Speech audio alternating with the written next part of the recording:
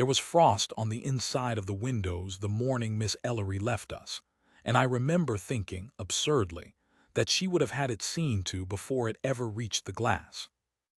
I was the Duke of Kestrelmore's steward, and had been for 21 years, and in all that time I had never once known the fires to be laid late or the linens to be damp or a tradesman to go unpaid past his day. That was Frances Ellery's doing, though not a soul in that great house in town would have named her when asked who ran it. They would have said the Duke, or they would have said Mrs. Paget the housekeeper, or they would have shrugged and said the house ran itself, as fine houses were supposed to. But I kept the books beside her for a dozen years, and I knew whose hand it was on the tiller. She came down the servants' stair a little before 6 in her gray traveling cloak, carrying one small trunk she had corded herself, and when she saw me standing in the cold passage she did not startle. She only said, "You'll look after the Michaelmas accounts, Mr. Crane. The Winterset rents are short again. It's the mill, not the men, whatever his Grace's agent tells him. Be gentle with the men." "Miss Ellery," I said, and found I had nothing to put after her name. "It's all right," she said, and she even smiled, which was worse than if she had wept. It was always going to end, one way or another. I simply chose the way. I want to tell this properly, because it was told wrongly at the time, told as a jilting, told as a scandal, told as a poor relation who overreached and was sent packing. None of that is true. I was there. And I will begin where it truly began, which was not that frostbitten dawn but a warm evening some 3 weeks before in the long drawing-room, when the Duke came home flushed with triumph and told her, in that careless way great men have, exactly what she was to him. You must understand what she was first and what he was, so the rest will weigh right. Frances Ellery was the daughter of the Duke's father's cousin, a country parson with more books than income, who died when Frances was 19 and left her nothing but good sense and a black gown. She came to Kestrelmore as a poor relation, which is the loneliest station England has ever devised. Not a servant, so the servants keep their distance. Not family enough to sit easy at the table, so the family look through you. She was 22 then. She was 34 the winter she left, and in the 12 years between she had become the hidden hinge on which that whole household swung. She was not a beauty. I say it plainly because she would have said it plainly herself. She had a wide, calm brow and level gray eyes, and a way of listening that made a man feel he had said something wiser than he had.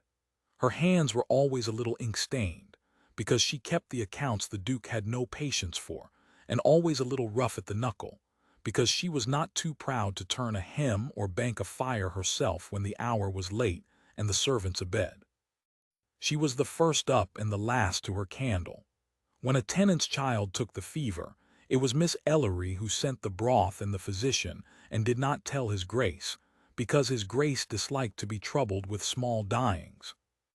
When the great dinners came, it was Miss Ellery who knew that Lord Bantry could not abide fish, and that the French ambassador's wife must never be seated near the Marchmains, and it was Miss Ellery the cook came to weeping when the ice failed, and Miss Ellery who saved the evening, and the Duke who was praised for it.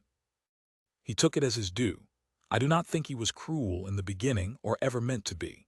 That is the terrible thing about the sort of blindness that ran in Marcus Kestrelmore. He simply could not see a thing that had always been there. A man does not thank the floor for holding him up. He does not praise the beam over his head each night for not falling. Frances was the floor and the beam, and he walked on her and slept safe beneath her for 12 years and never once looked down or up. The Duke himself was everything the world admires and little that it loves. He was 35 that season, tall and dark and cold-mannered, with a jaw like the prow of a ship and eyes that could quiet a room. They called him the Iron Duke of Kestrelmore, and he was proud of the name. His father had left the dukedom grand in title and thin in coin. A great deal of that thinness was the Winterset mill, which needed rebuilding and never got it, and Marcus had set himself, with the whole force of his considerable will, to mend the family's fortune the surest way a man of his rank could, by marrying it splendidly, marrying it in a manner that would be talked of for a generation. That was the triumph he brought home that warm evening.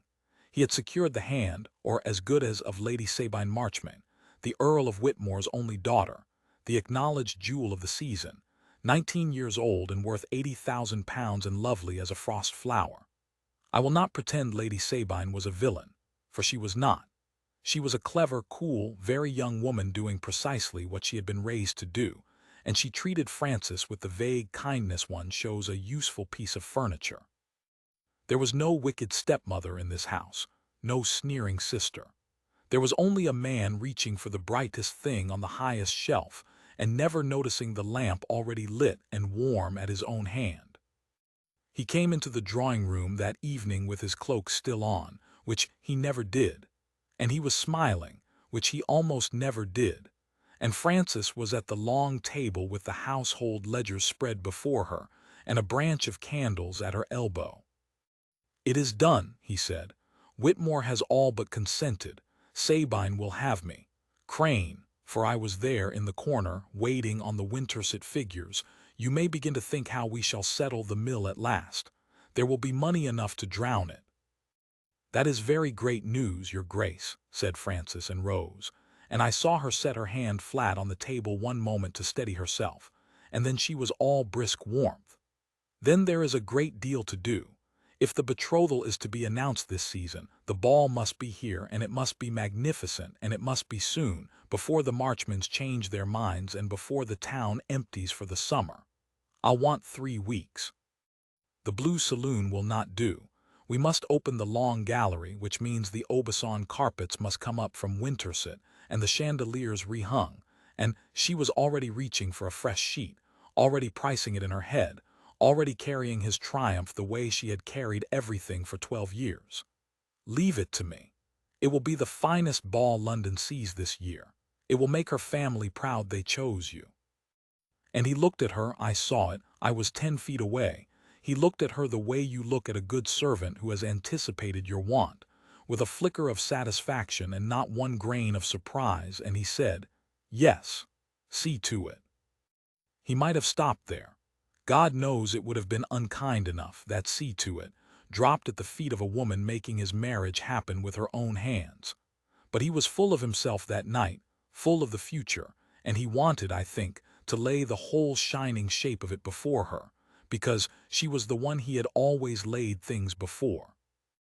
"You cannot imagine, Francis," he said, dropping into the great chair by the fire, "what it is to be nearly out of a hole one has stood in one's whole life. My father died in that hole. I have felt the walls of it every day for 15 years.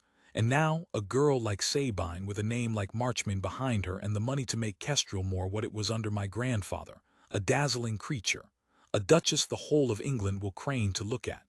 He laughed, warm with wine and prospect. "You'll like her in time. She is not clever the way you are clever, but she will look magnificent at the head of my table, and that, in the end, is what the head of my table is for." Frances stood very still by the candles. "Yes," she said, "she will look very well there. She has been asking," he went on, careless, poking the fire, "who it is that runs the house so smoothly, for she means to have it just so when she is mistress here. I told her an old cousin, a poor relation who has made herself useful. I said you were the most sensible woman of my acquaintance." He said it as a compliment. He truly did. He turned and gave her that rare smile, believing he had paid her a kindness. "I told her there was not a wife in London ran a house so well as my cousin Frances, who will never be anybody's wife at all, and certainly," he laughed, "never my Duchess. But we shall find you a snug corner at Winterset, never fear. You shall grow old among your accounts, and I shall see you never want." I have turned that speech over 1,000 times in the years since. I do not think he heard himself. I do not think he knew he had said a cruel thing, because to him it was not cruelty, it was merely fact, as one might say the sun rose in the east, or the river ran to the sea. She would never be his Duchess. Of course she would not. She was the floor. One did not marry the floor. Frances did not flinch. That was the thing about her that he had leaned on so long he had ceased to see it. She did not flinch, ever, and so he had come to believe there was nothing in her to be struck. "No," she said, in a voice as level as the tabletop. "Of course not." And she gathered her ledgers and squared them and wished him a good night and went up to her narrow room at the top of the house. I stayed to bank the fire. The Duke fell asleep in the chair, smiling, and I stood there a long while in the dark, an old man with a candle, feeling that something had happened in that room that His Grace would pay for the rest of his life, and not knowing yet how right I was. She did not leave in a temper. That is what the world got wrong, and it is the very heart of what I want set down. There was no scene, no tears, no letter left flaming on the mantel. Frances Ellery was not a woman to be broken by a careless word. She had swallowed 1,000 careless words in 12 years. What that particular word did was quieter and far more final than breaking. It woke her.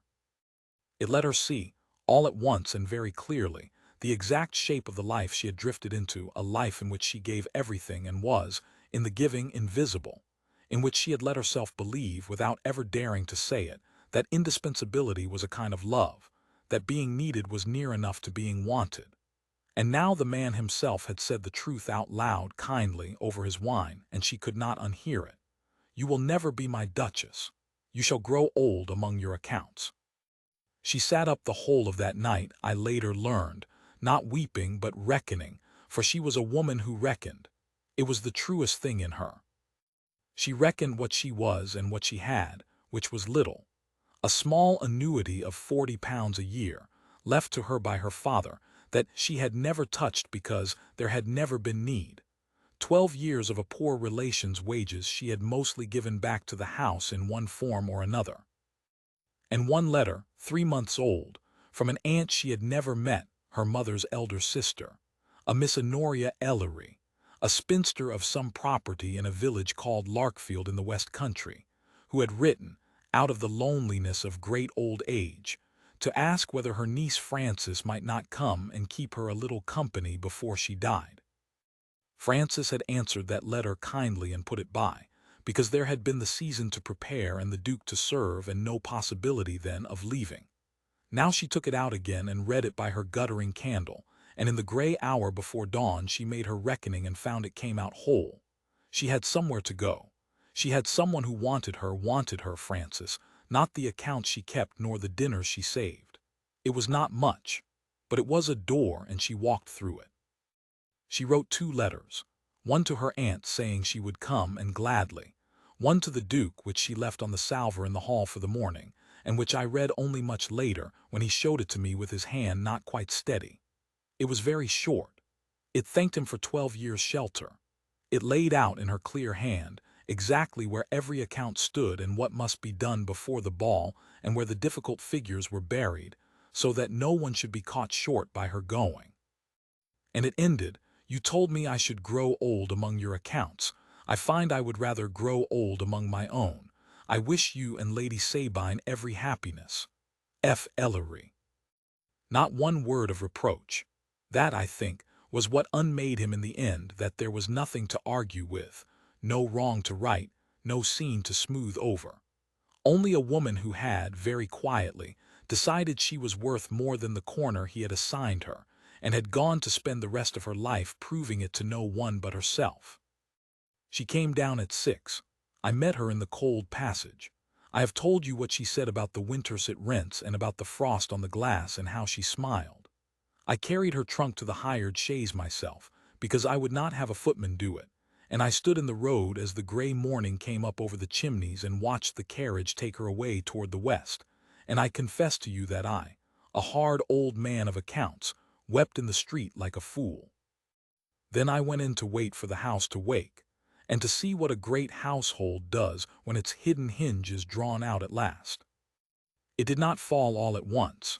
That is not how these things go. A great house has a great deal of momentum, and it rolls on for a time by the force of what she had built, so that for the first week her absence looked like nothing at all, looked, even to the Duke, like a small inconvenience easily mended. "Where has my cousin got to?" he asked me on the second day, frowning over a note from his tailor that had gone unanswered. "Miss Ellery has left your Grace's household," I said. "She has gone to her aunt in the West." He stared at me as though I had told him the staircase had left. Gone. Without leave. Without she cannot simply have gone, Crane, there is a ball in a fortnight. She left a full account of the ball's arrangements, I said, on your Grace's desk. He read it. He was reassured. It was all there, you see, every supplier named, every sum reckoned, every difficulty flagged. She had left him a map of the whole enterprise, and a man of his temper looked at that map and thought, well then, it needs no captain, only a hand to steer by the chart she has drawn. He did not understand yet that a map is not a country, and that the woman who drew it had been the roads themselves. The unraveling began small, the way rot begins, in places no one thinks to look. The Aubusson carpets came up from Winterset, but no one knew, as Francis had known, that the third of them was moth-eaten at the center and must be laid with a table over the ruin, and so it was laid bare in the long gallery for all the world to see. The cook, without Miss Ellery to soothe her and to know her tempers, quarreled with the confectioner, and the confectioner walked out 10 days before the ball. And there was no one who knew, as Francis had known, which other man in London could be got at short notice and would not gouge them. The wine merchant, whom Francis had always paid to the day and therefore always trusted, sent a curter man round to ask, civilly enough, whether his Grace intended to settle the standing account before extending it, for he had heard merchants always hear that Miss Ellery had left, and Miss Ellery's leaving had a particular meaning in the trade. It meant the one hand that had always made Kestrel more pay was gone from the reins. And the money. Ah, the money. This is where it turned from farce to something graver. For 12 years Francis had done a thing so quietly that even I only half understood its size. She had held the frayed edge of the Duke's fortune together with her own 2 hands. The dukedom was grand but thin, as I have said, the Winterset mill a dead weight, the estate rents forever short, the London house a great mouth that ate coin, and Francis had managed it the way a clever, frugal woman manages a leaking boat, bailing here, patching there, robbing no Peter but paying every Paul on the very day, so that the world never once suspected how near the water sometimes came. She juggled the tradesmen's accounts so that none was ever left long enough unpaid to talk. She knew to the shilling what could be spent and what must be held. She was the reason the Iron Duke's credit stood high in a town that lives and dies by credit, and she had never told him so, because he had never asked, and because a woman in her station does not tell a duke he is kept afloat by her arithmetic. Now she was gone, and within 3 weeks the water began, very softly, to come in. The betrothal ball was held, because a betrothal ball could not be unheld once the invitations were out, but it was not the ball she would have made. It was grand and it was cold, and it went wrong in a dozen small ways that only the sharpest eyes caught. But the sharpest eyes in London are all at a ball like that, and the sharpest of them all belonged to the Earl of Whitmore, who had not made his family great by failing to notice things. I stood along the wall that night in my steward's black and watched it as one watches a ship that has begun, imperceptibly, to list. The bare patch where the moth-eaten carpet showed. The wine that ran short at the second remove, because no one had reckoned the guests aright. The Duke, magnificent and stiff at the head of it all, not knowing why the evening had a chill in it, why the machine did not purr as it always had, why his own house felt subtly strange to him. Because he had never known, God help him, that the warmth of it had been a person, and the person was 300 miles to the west, sitting up with an old dying aunt in a small stone house, and reading, perhaps, by a single candle. Lady Sabine felt it too, in the way clever young women feel a change in the weather. She danced, she smiled, she was luminous, but she watched, and her father watched. And in the weeks that followed the ball, as the tradesmen grew colder, and a story or two crept out, nothing scandalous, only the small telling murmurs of a merchant here and a coachmaker, there wondering aloud when the Duke of Kestrelmore meant to settle. The Earl of Whitmore did what a shrewd man does when he suspects the house he is about to marry his daughter into may not be so solid as its title. He made inquiries, quiet ones. And the inquiries came back and told him that the great fortune he was joining to his own was thinner than he had been given to believe, and had been, until very lately, held together not by the Duke's strength, but by the careful hand of a poor cousin who had, tellingly, chosen this exact moment to leave. That last was the detail that decided him. Men of the world read such signs the way sailors read a falling glass. When the person who has kept a firm's books for 12 years walks out the week before the wedding, the wise do not ask why. They simply take in sail. It was done gently, as these things are among the great. There was no broken engagement, because there had been, technically, no engagement yet, only an understanding, and understandings can be allowed to cool without anyone having to say an ugly word. Lady Sabine was found, over the summer, to have formed an attachment to a young marquis with duller manners and steadier coffers. The Marchmains withdrew as smoothly as a tide going out. And the Iron Duke of Kestrelmore, who 3 months before had come home flushed with the certainty that he had mended his whole life, stood in his cold, grand house in the emptying town and found that the money was gone, and the girl was gone, and the cousin was gone, and that he did not, when he looked hard at it, entirely know how to make the fires warm. He came to me at last, one evening in high summer, with the letter in his hand, her letter, the short one that he had kept, and he said, in a voice I had never heard from him, low and stripped of all its iron, "Crane, tell me plainly, was it Francis who kept us afloat all this while?" And I, who had held my tongue for 12 years because it was not my place, was old enough now and grieved enough now to answer him plainly at last. "Your Grace," I said, "she was not the woman who ran your house. She was your house, and you told her she should grow old in a corner of it, and she was too fine a woman to argue with a fool. So she took herself where she is valued, and now you are learning her worth the only way you were ever going to learn it, by the size of the hole she left." He did not strike me. I half expected it. He sat down instead, very slowly, in the great chair by the cold hearth, the same chair from which he had made his careless speech, and he put the letter down on his knee, and he looked at it for a long time, and then he said, so quietly I barely heard it, "I did not see her. In 12 years I never once saw her." "No," I said, "you did not. How does a man not see a thing that is holding up his whole life?" "The same way," I said, "he does not see the floor until the day it is gone and he falls."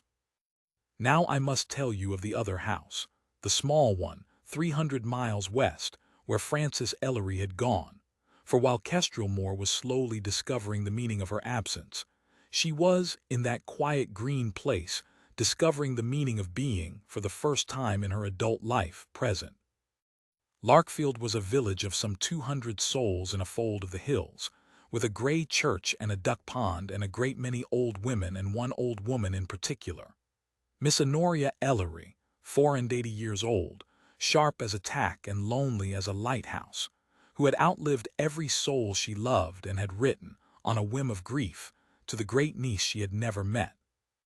When Frances came to her at the end of that long journey, tired and gray with more than travel, the old woman looked her up and down from her chair by the fire and said, "So, you are Susan's girl. You have her brow. Are you clever or only good? I have no patience with women who are only good." "I am told I am sensible," said Frances. "Sensible," said the old woman, "is the most beautiful word in the language, and no one under 70 knows it. Sit down. You'll do." And she did. She did more than do. In that small house with that fierce old woman, Frances came slowly and then all at once alive in a way she had never been permitted in the great one. Here, when she managed a thing well, someone thanked her. Here, when she was clever, the cleverness was met and praised and answered, not merely used.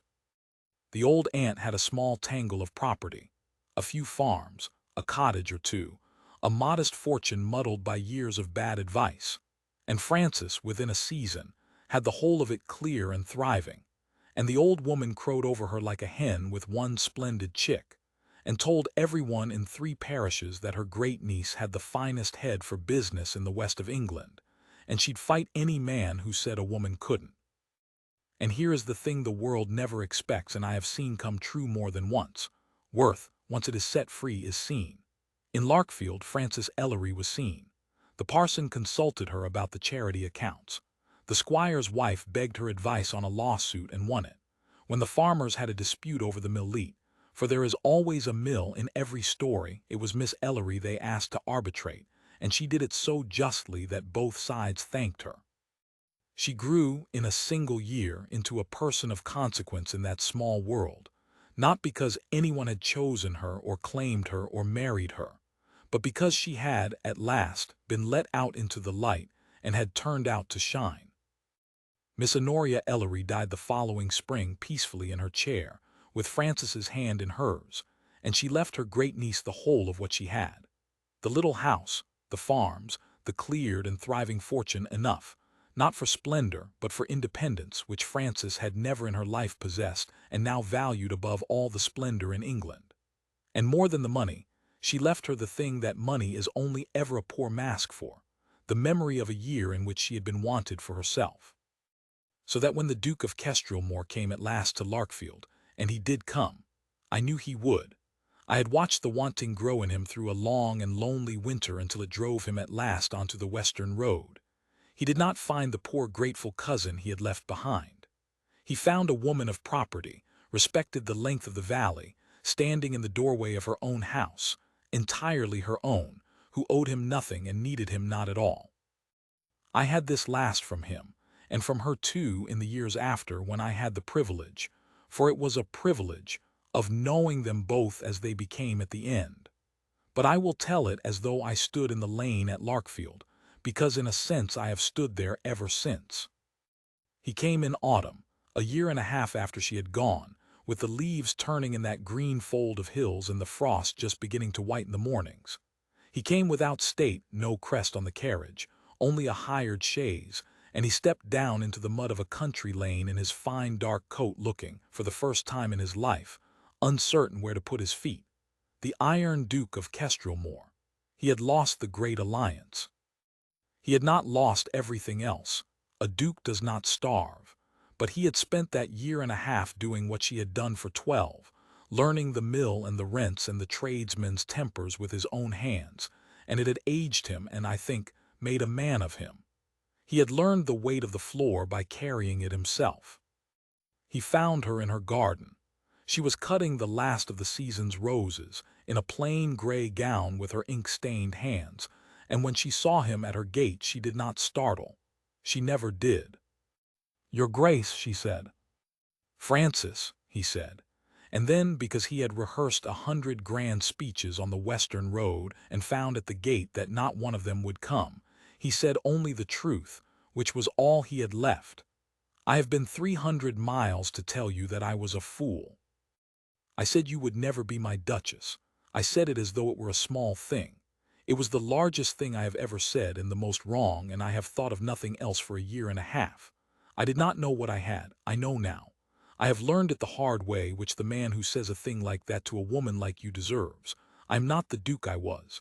I have less money and a great deal more sense, and I have come to ask you not to run my house. Never that again. To be its mistress. To be my wife, if you can forgive a man who took 12 years to look up." It was, I am told, a very fine speech for a man who had planned to make a finer one and forgotten it all. Frances stood among her roses and looked at him a long moment with those level gray eyes, and she did not fall into his arms, for she was not that kind of woman and it was not that kind of love. She said, at last, quite calmly, "I could have loved you once in that house if you had ever once seen me. I waited a long time to be seen, too long. I'm not the woman who waited any more. I have my own house now and my own name in this valley, and I have learned that I do not need to be anyone's Duchess to be worth something. Do you understand that? If you have only come to give me the corner you once denied me, a grander corner, but a corner still, then you have come 300 miles for nothing, and you may go back." "I have not come to give you a corner," he said. "I have come because I cannot bear the house without you in it, not because it runs badly, though God knows it does, but because I go into every room and you are not there, and I have learned that I was in love with you for years and was too proud and too blind to know it. I do not offer you a corner, Francis. I offer you the whole of it. And if that is not enough, if I am not enough, then I will still go home a better man for having said it, and I will not trouble you again. And that she could answer, for she had never wanted rescue, nor rank, nor a snug place. She had wanted all along only to be seen by him as an equal and a person and a thing of worth. And here he stood at last in the mud of her own lane, having lost the world's prize and crossed the width of England, offering her not a shelter but a partnership, from a position of weakness rather than of power, asking rather than bestowing. She set down her roses. She came to the gate. She did not open it at once. "You will have to learn the accounts yourself," she said. "I will not carry them alone again for any man, not even one I love." "I have learned them," he said. "Badly. You may correct me every day of my life." "I mean to," said Frances Ellery, and she opened the gate. They were married that winter, quietly in the grey church at Larkfield, with the whole valley crowded in to see their Miss Ellery wed her Duke. And it was noted and treasured up and down the West Country for years, that when the parson asked who gave this woman, no one did, for she gave herself. She came to the altar on no man's arm, of her own free will, out of her own house and her own fortune and her own worth, and she took his hand as an equal takes an equal, and I have never in my long life seen a marriage begun on ground so firm. She was the making of Kestrelmore in the end, but not as she had been before, invisible in the cellar of it, propping the walls in the dark. She was its Duchess in the full and open light, at the head of his table where the whole of England could crane to look, and the money she brought was the least of what she brought, and he knew it every day and told her so, which was the greatest change of all. The Iron Duke had learned to look up. He had learned to say the words. I heard him once, near the end of my own service in that same long drawing-room, take her ink-stained hand across the ledgers they now kept together and say, "You know, I nearly lost you for want of seeing you. I think of it every day. It keeps me from ever being a fool again." "You are frequently a fool," said the Duchess of Kestrelmore, without looking up from her column of figures. "But you are my fool, and you see me now, and that is all I ever asked." The Winterset Mill was rebuilt at last with her money, but by his labor, and the men were dealt with gently, as she had always told me they must be. The house was warm again, and paid its tradesmen to the day, and the frost never again reached the inside of the glass, because she was there to see to it, not because it was her duty now, but because it was her home. I am an old man as I set this down, and long since retired to a cottage of my own that the Duchess found for me and would take no rent upon. I have watched a great many marriages among the great, most of them made for money or made for rank and gone cold in a year. I have watched only one begin with a woman walking away at dawn from a man who thought her nothing, and end with that same man crossing England on his knees to tell her she had always been everything. She was never his by his choosing. That was the whole of it and the wonder of it. She was his in the end because she had first, with quiet and unanswerable dignity, chosen herself, and because he had lived long enough and lost enough and grown at last wise enough to come and ask humbly whether she might choose him too. She might, she did, and of all the accounts that clever woman ever balanced, that was the one, she told me once, she was proudest to have got right, the long, hard reckoning of her own worth, and the man who learned to meet it.